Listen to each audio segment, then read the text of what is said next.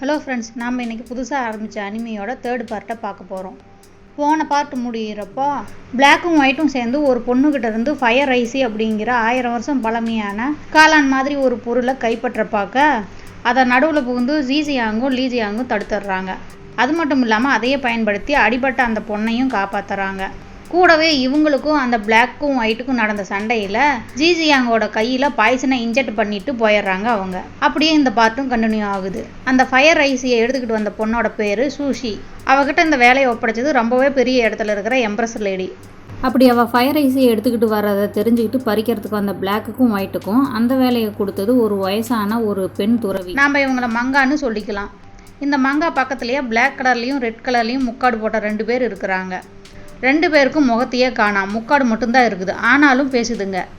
பிளாக்கும் ஒயிட்டும் fire ஐசியை கைப்பற்ற முயற்சியில் தோற்று போயிட்டாங்களாம். அவங்கள அப்படி தோற்கடிச்சது 2 கிட்ஸ் தானாமான்னு சொல்லிட்டு அதே சமயம் அவங்கக்கிட்ட இருந்து டிராகன் ஸ்வாடை பற்றின ஏதோ ஒரு நியூஸை அவங்களுக்கு தெரிஞ்சிருக்குதுன்னு சொல்கிறாங்க.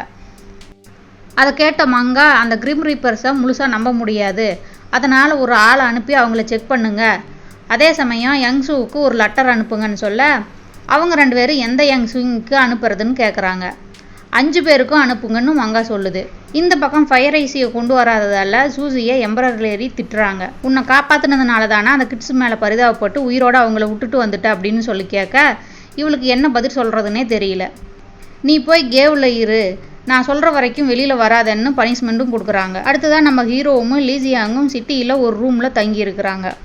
ஹீரோவோட கையில் பாய்சனை இன்ஜெக்ட் பண்ணினதால அவனோட கண்ணெல்லாம் நிறமாறி போயிருக்குது. எதுவும் பேசாமல் அமைதியாக உட்காந்துருக்கிறவனை பார்த்து பயந்து போய் பரிதவிச்சுக்கிட்டு இருக்கிறா அவள். பத்தாக்குறைக்கு வெளியில் அந்த கிரிம் ரிப்பர்ஸோட ஆட்கள் இவங்கள தேடிக்கிட்டு இருக்கிறாங்க. ஏதாவது பேசுன்னு சொல்லி அவனை ஓங்கி ஒரு அறை விட்டு எழுப்ப அவன் மெதுவாக கண்ணை முழிச்சு எனக்கு ஒரு 1/4 கிலோ ஸ்டிக்கி ரைஸ் மட்டும் வாங்கிக்கிட்டு வந்து கொடு அப்படின்னு கேட்குறான். எதுக்குன்னு கேட்க அதை வச்சு நான் பாய்சனை வெளியேற்றிடுவேன்னு சொல்லிட்டு மறுபடியும் மயங்கிடுறான். அதே சமயம் இந்த பக்கம் மாஸ்டரும் இவங்களோட ஞாபகத்திலேயே இருக்கிறத காட்டுறாங்க. இந்த பக்கம் லீஜியாங்கு காசு ஏதாவது இருக்குதான்னு ரூம் பூராமல் தேடி பார்த்துட்டு எதுவும் இல்லாததால் தன்னோட ஸ்வாடை எடுத்துக்கிட்டு போய் கடைக்காரர்கிட்ட கொடுத்து ரைஸ் கேட்க அவரும் ஸ்வாடை உருவி பார்த்துட்டு அதிர்ச்சியாகி இந்த அரை ஸ்வாடுக்கு எதுவுமே வராதுன்னு சொல்லி திட்டுறாரு. இருக்கிறத பார்த்து ஏதாவது கொஞ்சம் கொடுங்கன்னு அவர்கிட்ட இருந்து 2 காசு வாங்கிட்டு போய் அதுக்கு தகுந்த மாதிரி கொஞ்சோண்டு அரிசியை வாங்கிக்கிட்டு போகிறா. அப்படி வாங்கிட்டு வர வழியில் இருக்கிற கடையில் ஏதோ சண்டை பண்ணிக்கிற மாதிரி சத்தம் கேட்குது. இவ ஒரு நிமிஷம் நின்று அது என்ன சத்தம்னு பார்க்க உள்ளே இருந்து ஒருத்தனை அடித்து தூக்கி வீசுகிறாங்க. அவன் பறந்து வந்து கரெக்டாக இவ மேலேயே பொத்துன்னு விழுகிறான். இவளும் கீழே விழ அவள் கையில் இருந்த அரிசி பையும் கீழே விழுந்துடுது. இவ கத்திக்கிட்டே அவனை எத்தி தள்ளிட்டு அரிசியை எடுக்க போகிறா. அவன் எந்திரிச்சு தள்ளாடிக்கிட்டே நான் எடுத்து தரேன்னு சொல்லிட்டு அதுலேயே வாமிட் எடுத்து வச்சிட்றான். அதை பார்த்தவன் காதெல்லாம் பிச்சுக்கிட்டு போகிற அளவுக்கு மறுபடியும் கத்துறா. அதோட கட் பண்ணி அடுத்த சீனாக பிளாக்கும் ஒயிட்டும் ஒரு இடத்துல இருக்கிறத காட்டுறாங்க. பிளாக் அவனோட ஆட்களை திட்டி அடிக்கிறான். எதுக்குன்னா பாய்சனால் பாதிக்கப்பட்ட ஜூசியாங் மருந்து வாங்கவோ இல்லை ட்ரீட்மெண்ட் எடுத்துக்கவோ வெளியில் வருவான்னு நினச்சிருப்பாங்க. அப்படி வெளியில் வந்தவங்களை பிடிச்சிக்கிட்டு வரத்துக்கு தான் ஆட்களாக அனுப்பியிருப்பாங்க. ஆனால் நடந்தது என்னவோ வேற, ஆட்கள் வெறுங்கையோடு திரும்பி வந்திருக்கிறாங்க. அதுதான் அவனுக்கு இவ்வளவு வெறி. அந்த சமயம் ஒரு ஆள் வந்து யன்சூன் வந்தாச்சுன்னு சொல்ல அதை கேட்டு இவங்க பயந்து போய் எழுந்து நிற்க அந்த யன்சூன் அப்படிங்கிற ஆள் சரக்குன்னு வந்து நிற்கிறான். பார்க்க மலைமாடு மாதிரி இருக்கிறான். அந்த யங்சூன் டிராகன் ஸ்வாடை பற்றி கேட்க அது யாங் மாஸ்டர்கிட்ட தான் இருக்குது. அவரோட 2 சிசிய பிள்ளைங்க தான் ஃபயர் ஐசியவும் எங்ககிட்ட கிடைக்க விடாமல் பண்ணிட்டாங்கன்னு சொல்ல அதை கேட்டு ஒயிட்டோட கழுத்தை நெரிக்கிறான் யங்சூன். அவளால் மூச்சு விட முடியாமல் திணறிக்கிட்டு இருக்கிறா. பிளாக் பயந்து போய் அவங்கள எப்படியாவது தேடி கண்டுபிடிச்சலாம்னு சமாதானம் சொல்ல அதை கேட்டு ஒயிட்டை கொல்லாமல் தூக்கி வீசிடுறான் அந்த யங்சூன். அதே சமயம் கையில் ஒரு பாக்ஸோட உள்ள ஒருத்தன் வர்றான். ஒயிட்டோட நிலைமையை பார்த்த பிளாக்கும் நீ எங்கிட்ட சிக்காமையாடா போயிடுவ அப்படிங்கிற மாதிரி யங்சூனை முறைக்கிறான். இப்படியே பல கலவரங்களோட இந்த நாள் முடிய அடுத்த நாள் பொழுது விடியுது. ஜூசியாங்கும் கண் விழிக்கிறான். கண் விழிச்சவன் அவனோட உடம்பு சரியாக இருக்கிறத பார்த்துட்டு இது எப்படி நடந்துச்சுன்னு ஆச்சரியத்தோட லீஜியாங்கு கிட்ட வந்தா அவள் தூங்கிட்டு இருக்கிறா. ஆனால் தூங்கிட்டு இருக்கிற அவளோட நெஞ்சு மேலே ஒரு கை இருக்க கீழே நேற்று போதையில் வாந்தி எடுத்தவன் படுத்து தூங்கிட்டு இருக்கிறான். அவனை பார்த்தவன் அடடே எவன்டா நீ அப்படின்னு கட் பண்ணா 3 பேரும் ஒரு ரெஸ்டாரண்ட்டில் உட்காந்துருக்கிறத காமிக்கிறாங்க. அந்த போத ஆசாமி கண்ணுலேயோ நல்லா நலுங்கு வச்சு விட்ருக்குறான் ஜூசியாங்.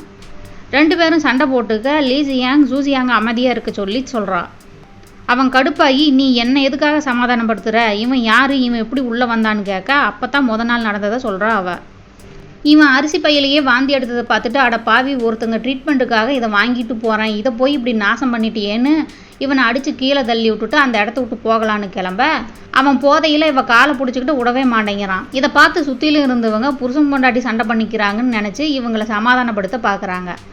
நடந்த வரைக்கும் பார்த்தாதா இது வேறையான்னு காண்டானவ அவனை திரும்பி நிற்க சொல்லி எகிரி ஓங்கி ஒரு உதவுட அவன் 9 குட்டிக்காரனை அடிச்சுக்கிட்டு போய் விழுந்துடுறான்.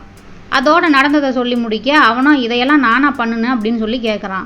ஜூசியாங்கோ அப்புறம் எப்படி இவன் நம்ம ரூமுக்குள்ளே வந்தான்னு கேட்க நடந்தது அதோட முடியல, மேற்கொண்டு என்ன நடந்தது அப்படிங்கிறத சொல்ல ஆரம்பிக்கிறா. அரிசியெல்லாம் பாலா போச்சு, இப்போ என்ன செய்யறதுன்னே தெரியாமல் ரூமுக்கே வர்றா லீசியாங். கதவுகிட்ட வர சமயம் யாரோ பின்னாடி இருந்து இவளை வாயை பொத்துறாங்க. யாருன்னு பார்த்தா வேற யாரு, நம்ம போத ஆசாமி தான். இவளை வாயை பொத்திட்டு பேச விடாம இவ பின்னங்கழுத்துலேயே ஒரு மர்ம தட்ட சப்த நாடியே அடங்கி போய் இவ அசையாமல் நிற்கிறா. அவளை தூக்கிக்கிட்டு ஸ்டைலாக கதவை திறந்து ரூமுக்குள்ளே வந்தவன் கட்டிலில் ஜூசியாங் படுத்துருக்கிறத பார்த்துட்டு அவனை தூக்கி கீழே போட்டுட்டு இவளை படுக்க வைக்கிறான். படுக்க வச்சுட்டு ஜூசியாங் பக்கம் திரும்பி டேய் நீ இன்னும் வெளியில் போகலையா, இதா வரேன்னு சொல்லிட்டு தடுமாறிக்கிட்டே அவன் கையை போய் பிடிச்சி தூக்குறான். அப்படி தூக்குற சமயம் அவன் கையில் இருந்த பாய்சனை பார்த்துட்டு நீ சொன்ன பேஷண்ட் இவன் தானா அப்படின்னு சொல்லி கேட்டுட்டு அவனை உட்கார வச்சு ட்ரீட்மெண்ட் கொடுக்குறான் அந்த போதாசாமி. நல்ல வேலையை நான் ரைஸ் ஒயின் தான் குடிச்சிருக்கிறேன் அப்படின்னு சொல்லிவிட்டு அவனோட இன்டர்னல் எனர்ஜியை யூஸ் பண்ணி ஜூசியாங்க்கு ட்ரீட்மெண்ட் கொடுத்துட்டு எந்திரிச்சு அவ்வளோதான் முடிஞ்சதுன்னு சொல்லிவிட்டு மறுபடியும் தள்ளாடிக்கிட்டே போய் விழுகிறான். நல்ல வேலையை விழுந்தவன் கட்டில் மேலே விழுகாமல் ஓரமாக விழுந்துடுறான். ஆனால் போதையில் அவனோட கையை எடுத்து கட்டில் மேலே படுத்துருக்கிற லீசியாங்கோட நெஞ்சு மேலேயே வச்சுட்டு கொரட்டை விட்டுட்டு தூங்கிடுறான். நடக்கிறதையெல்லாம் பார்க்கத்தான் முடிஞ்சதே தவிர அவளால் எதுவும் செய்ய முடியாமல் போயிடுது. அதுக்கப்புறம் நடந்ததை இவகிட்ட ஜூசியாங் சொல்ல 2 பேர்த்துக்கும் சேர்ந்தாப்பில் கன்னத்தில் அற விழுகுது. அரைஞ்சிட்டு யாரா நீ இப்போ சொல்லுடா அப்படின்னு சொல்லி கேட்க என்னோட பேர் வந்து சாங், முழு பேர் வந்து சாங் ஷிஃபான்னு சொல்கிறான். நான் என்னோட ஃபேமிலியை பிரிஞ்சு வந்துட்டேன், அந்த சோகத்தில் கொஞ்சம் நிறையவே குடிச்சிட்டேன், நடந்ததுக்கெல்லாம் நான் மன்னிப்பு கேட்டுக்கிறேன்னு சொல்கிறான். அப்படி எவ்வளவு தாண்டா குடிச்சு தொலைஞ்ச, நடந்ததையெல்லாம் மறக்கிற அளவுக்குன்னு ஜூசியாங் கேட்டுக்கிட்டு இருக்கிற சமயம் ரெஸ்டாரண்ட்டுக்கு வெளியில் ஒரு ஆள் கையில் ஏதோ பாக்ஸோட வர்றான். வந்தவன் உள்ளே இருந்த இவங்களை பார்த்துட்டு இவங்ககிட்ட வந்து அந்த பாக்ஸை கொடுக்குறான். கொடுத்துட்டு என்னோட மாஸ்டர் வந்து இதை உங்ககிட்ட கொடுக்க சொன்னார், உங்களை இந்த சிட்டியோட நார்த் சைடில் இருக்கிற ஸ்டோன் பிரிட்ஜுக்கிட்ட வர சொன்னார் அப்படின்னு சொல்ல அதை கேட்ட சாங் யார் உன்னோட மாஸ்டர்னு கேட்குறான். என்னோட மாஸ்டர்னு சொல்ல அவன் வாய் எடுக்கிறதுக்குள்ளேயே சதக்குன்னு ஒரு அம்பு பறந்து வந்து பொட்டுலேயே சொருக அவன் கீழே விழுந்து செத்துடுறான். இவங்க 3 பேரும் அதிர்ச்சி ஆகிடுறாங்க. ஜூசியாங் வெளியில் ஓடி வந்து சந்தேகப்படுற மாதிரி யாராவது கண்ணுக்கு தெரியுறாங்களா அப்படின்னு பார்க்க அப்படி யாரும் அவன் கண்ணுக்கு கிடைக்கல.